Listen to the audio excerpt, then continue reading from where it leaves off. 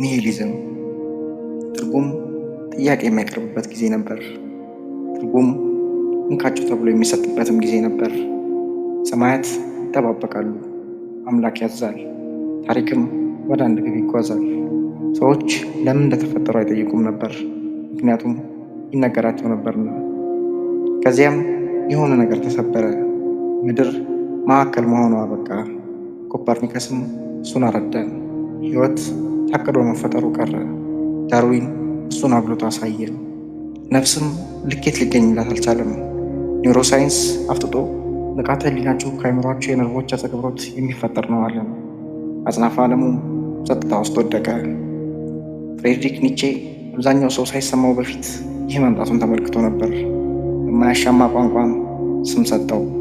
ፈጣሪ ሞቷል፣ እኛም ገድለነዋል አለ። ይህ አባባል የደስታ መግለጫ አልነበረም፣ መራራ እውነትን የማረጃ አረፍተ ነገር እንጂ። ምክንያቱም ከፍተኛው ትርጉም ሲፈርስ በእርሱ ላይ የተገነባው ሁሉ ይናወጣል። ያ መፈራረስ ኒሂሊዝም ይባላል። ኒሂሊዝም ሐዘን አይደለም፣ ስንፍናም አይደለም፣ ለኩራት ተብሎ የሚደረግ አመፅም አይደለም። ኒሂሊዝም አጽናፈ ዓለሙ ለሰው ልጅ ግድ እንደሌለው መረዳት ነው።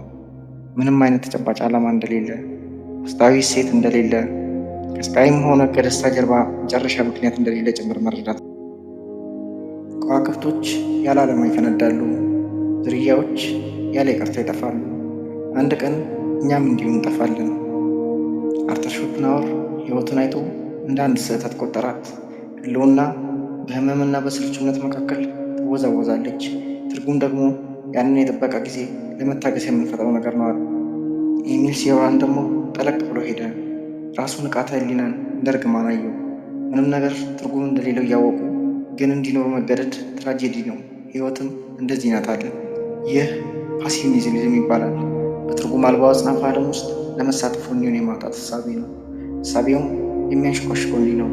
ለምን እሞክራለሁ? ለምን እጨነቃለሁ? ሊፈርስ ስለሚችል ነገር ለምን እገነባለሁ? በዚህ ጸጥታ ውስጥ ተነሳሽነት ይበሰብሳል፣ ፍላጎትም ይዝላል።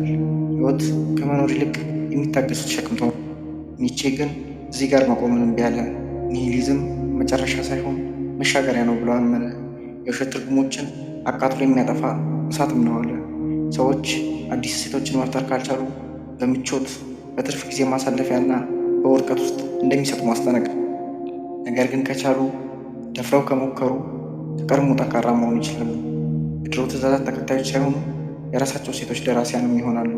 ትርጉም ከሰማይ አይወርድም፣ ይልቁንም በተግባር ይበቅላል። በኋላም ኤግዚስቴንሻሊስቶች ያንኑ ባዶነት ተጋፈጡ። ዣን ፖል ሳርተር የሚገኝ ዝግጁ የሆነ ኑባሬ ትርጉም የለም አለ። የተፈጠርከው ከተዘጋጀ ዓላማ ጋር አይደለም፣ ዓላማ የምትወሰነው በምትደርገው ምርጫ ነው በሚል ፈለሰፈ። አልበርት ካሙ በሌላ በኩል ይህንን አጽናፈ ዓለም አስቂኝ ናይረቤ ወይም አብሱርድ ሲል ገለጸው። ጨካኝ ስለሆነ አይደለም፣ ክፉም ስለሆነ አይደለም፣ ዝምተኛ ስለሆነ እንጂ። የሰው ልጅ ጥያቄ ይጠይቃል፣ አጽናፈ ዓለሙ ግን መልስ አይሰጥም። የሰው ልጅ ትርጉም ይፈልጋል፣ አጽናፈ ዓለሙ ግን ትርጉም አላዘጋጀም። ሆኖም ካሙ ተስፋ መቁረጥን አልተቀበለም። አመፅ ወይም አለመገዛት ራሱ ትርጉም ይሰጣል አለ።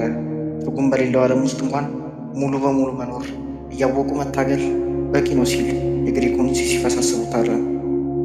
ሲሲፈስ ወደ አንድ ተራራ ድንጋይ እየገፋ ጫፍ አድርሶ መመለስ የቤት ውጣ ቢሆንም ያንን ድግግሞች ሳይሰለች መደጋገሙ ነው መታሰብ ያለበት ነጥብ የሚልም ነበር። ትርጉምም በረጅሙ የህይወት ሂደት ላይ ሳይሆን ቅጽበታዊ ድርጊት ውስጥ የምትገኝ ናት። ዛሬ ኒሂሊዝም ፍልስፍና መጽሐፍት ውስጥ ብቻ የተወሰነ አይደለም፣ በዕለት ተዕለት ህይወታችን ውስጥ የምንጋፈጠው ነገር እንጂ። ምንም ነገር እውነተኛ ስለማይመስለን በሁሉም ነገር ላይ እንስቃለን። ማመን አደገኛ ስለሚመስለን ፍጆታ ላይ እናተኩራለን። ለምን ብለን እንዳንጠይቅ ሁልጊዜ ስራ ላይ እንጠም። እውነታው ግን ምቾት አይሰጥም። ለዓላማ ሳይንሳዊ ማስረጃ የለም፣ ለፍትህ የአጽናፈ ዓለም ዋስትና የለንም። በመጨረሻ የሚጠብቀን ምንም አይነት ማብራሪያ የለም። ነገር ግን ይህ ማለት ትርጉም የማይቻል ነው ማለት አይደለም። ለትርጉም ያለን ምክንያት ደካማ ነው ማለት ነው። ትርጉም ጊዜያዊ ነው።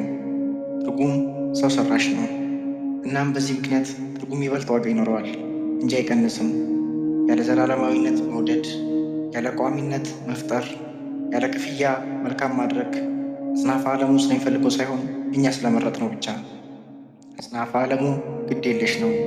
ትርጉም በነፃ የሚሰጥ አይደለም። ሆኖም ግን አሁን እዚህ ያለን መምረጡንም ሆነ መፍጠሩን ቀጥለናል።